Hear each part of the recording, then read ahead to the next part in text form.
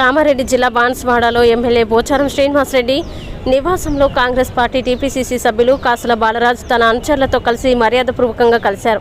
అక్కడ సభను ఏర్పాటు చేశారు. ఒకరినొకరు శాల్వాలు కప్పుకొని ఖర్జూరా పండు తినిపించుకున్నారు.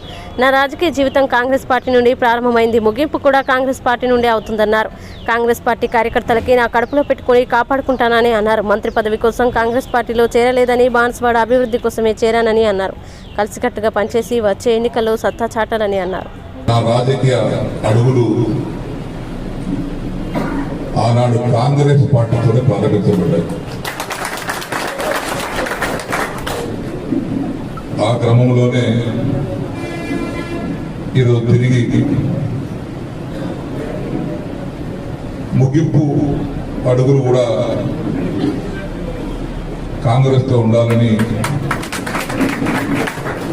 మన గౌరవ రాష్ట్ర ముఖ్యమంత్రి వారి యొక్క ఆధ్వర్యంలో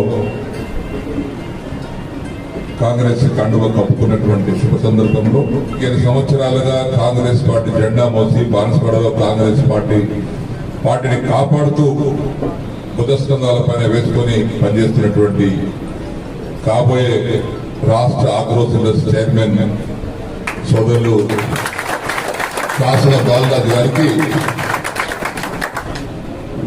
మొదటిసారి వచ్చిన సందర్భంలో ఆహ్వాన వర్గాలకు నా తరపున హృదయపూర్వకమైనటువంటి కృతజ్ఞతలు, ధన్యవాదాలు తెలియపరుస్తా ఉన్నాం. ఆ విభేదాలు లేకుండా మీకు పూర్తి నమ్మకం ఇస్తున్నాను.